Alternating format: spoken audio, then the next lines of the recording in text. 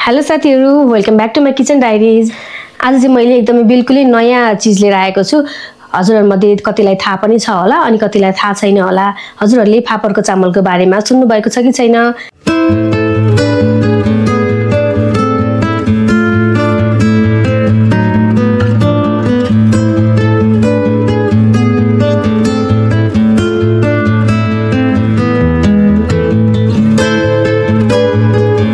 फापरको चामल चाहिँ हाम्रो स्वास्थ्यको लागि एकदमै फाइदाजनक हुन्छ।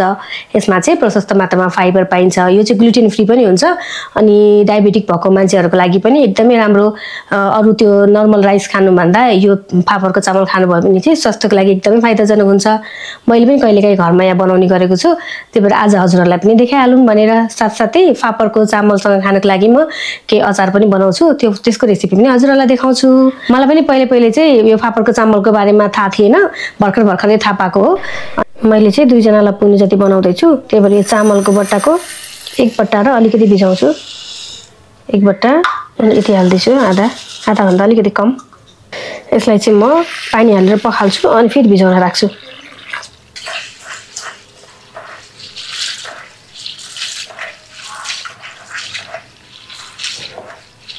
अब चाहिँ यसलाई म भिजाएर राख्छु। टाइम छ भने आधी घण्टा भिजाउँदा पनि भयो। 10-15 मिनेट चाहिँ एकछिन भिजाउनु पर्छ यसलाई। चामल चाहिँ भिज्दैछ त्यतिन्जेलसम्म म अचारको लागि टमाटर पोल्न राख्छु। मैले चाहिँ यहाँ 4 जति टमाटर पोल्न राखेको छु। ठुलो टमाटर छ। अब सुकेको खुर्सानी अनि लसुन पनि पोल्छु यो सँगसँगै। लसुनलाई यहाँ साइडमा राखिदिन्छु। खुर्सानी चाहिँ म अहिले पोलेर निकाल्छु एकछिनपछि। 2टा खुर्सानी फेरि डढ्छ नि त।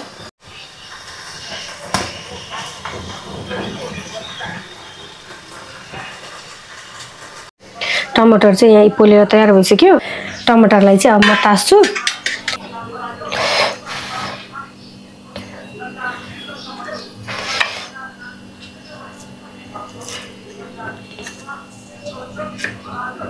सेलाएर गरे भए पनि हुन्थ्यो तर मलाई हतार भइसक्यो आज, त्यही भएर छिटो गरिहालेको। टमाटरको अचारलाई मिक्सरमा बनाए पनि सिलौटामा पिसे जस्तै बनाउने एउटा खतरा टेक्निक छ। त्यो म हजुरहरुलाई सिकाउँछु है त। सिलौटामा पिसा जस्तै स्वाद आउँछ। यहाँ मैले तासेर तयार गरेँ। पिस्नुभन्दा अगाडि यसरी बाउलमा राख्ने, यसरी हल्का म्यास गर्ने। सबै कुरा पिस्यो भने चाहिँ फेरि मिठो हुँदैन नि त। त्यही भएर यसरी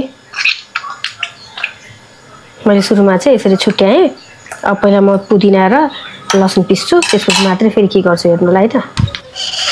मेरो गमलामा चाहिँ पुदिना भर्खर पलाएको छ। अस्तिको चाहिँ सबै मरिहाल्यो। अहिले नयाँ चाहिँ एकदमै राम्रो भएको छ। हेर्नुलाई त यस्तो मजाले भएको छ। यसरी मुन्टा टिप्यो भने झन् राम्रोसँग सप्रिन्छ अरे। मुन्टा टिप्दैछु।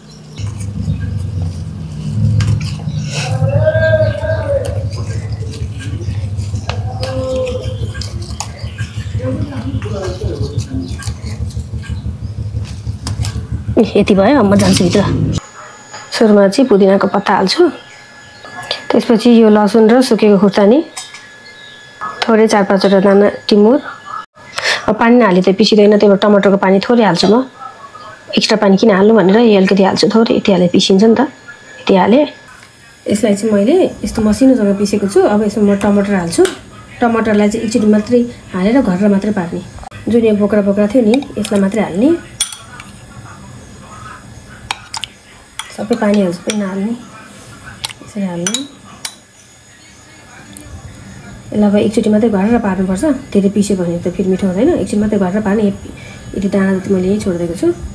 मैले यसरी पिसे कच्चा बनाएर सिलौटामा पिसे जस्तो देखियो नि त।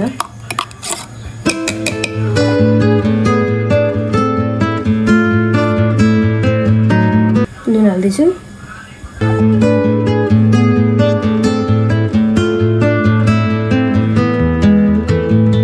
अब चाहिँ यसमा म थोरै मसिनोसँग काटेको प्याज राखेँ। एकदम मिठो हुन्छ टेस्ट। जस्तो मिठो देखेको छ नि। अचार बनेर तयार भयो। अब म फापरको चामल पकाउँछु। यो फापरको चामल चाहिँ मजाले भिजिसकेको छ। अब यो पानी फाल्दिन्छु म अनि अर्को नयाँ पानी हाल्छु। यही पानी राख्दा पनि हुन्छ। मैले चाहिँ नाप्न सजिलो हुन्छ भने यसलाई चाहिँ फाल्दिन्छु।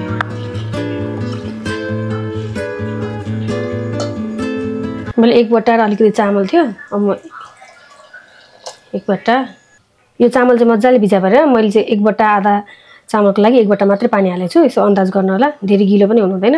थोरै घिउ राखेँ मैले। यसलाई म सिटी लाउन राखिदिन्छु। यो चाहिँ सिटी गयो, म अब यसलाई खोल्छु। मजाले फुलेर भएको छ।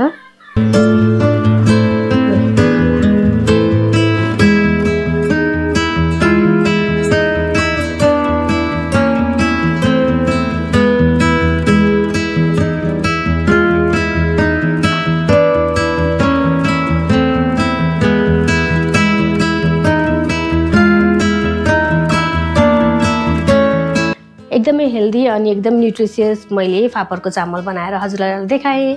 अनि हजुरहरूले भिडियो अन्तिमसम्म हेरेर साथ दिनुभएकोमा धन्यवाद। हजुरहरूलाई भिडियो कस्तो लाग्यो? भिडियो मन पर्यो भने चाहिँ एउटा लाइक, सेयर अनि च्यानललाई सब्सक्राइब गर्न चाहिँ नभुल्नुहोला। अनि कमेन्ट पनि गर्नुहोला है त। यस्तै नयाँ कन्टेन्टको साथ फेरि आउनेछु। त्यतिन्जेलसम्मको लागि bye bye. Thank you for watching.